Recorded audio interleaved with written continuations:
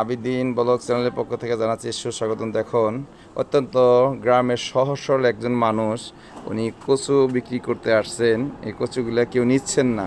আপনাদের সবারকে আমি কি বলবো, বলার কিছু ভাষা নাই। অনেকে সহজ সরল, এতই সহজ সরল মানুষ। চাচা, আসলে কচু এটা কত দিতে হবে বলেন তো?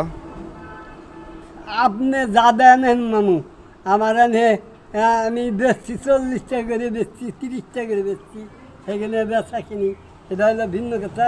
এখন আমার যা দিবা তাই আমি নিয়ে যাবো। আপনার কষ্ট নাকি? আপনার কি করবেন এখন এই কচু বেচার টাকা দিয়ে? কি করবেন? আমি ওষুধ খাই, তাই তো এখানে ওষুধ বিক্রি খাবেন না? করি। বিক্রি করেন ওষুধ? আমার ওষুধের টাকা লাগে। ওষুধের টাকা লাগে না? আচ্ছা, আর ভিডিওর এইতে কিছু বলেন, কথা বলেন, কিছু কথা বলেন। আল্লাহর রহমতে, আল্লাহ যিনি আমারে সহি সিলাতের মতো, আল্লাহর রহমতে আল্লাহ যিনি আমারে নিয়ত আমার আছে কেউটা যিনি না খাই আমি আচ্ছা আচ্ছা, কামাই করে খাবার পারি। সহজ আমাদের সরল যিনি মানুষ। আল্লাহ নেয়, দেখুন, এই গ্রামের হালে। সহজ সরল মানুষ এখনো আছে, কত সুন্দর কথা বলছে। টনটন আসছে, কারো হাত পাতে না।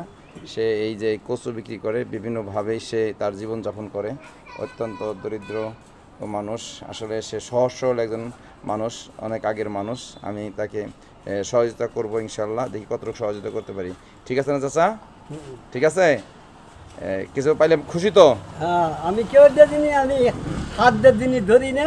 আচ্ছা। আমার নিয়ত, আমার চক্ষু যিনি। আচ্ছা, কচু যদি আমি কিনি তাহলে কি খুশি তো আপনি? হ্যাঁ কচু কিনলে কি আপনি খুশি? হ্যাঁ, আলহামদুলিল্লাহ। খুশি? বলেন খুশি কিনা? খাবো, খুশি তো আমি। আচ্ছা ঠিক আছে, আমি কচু কিনে কিনে নিচ্ছি।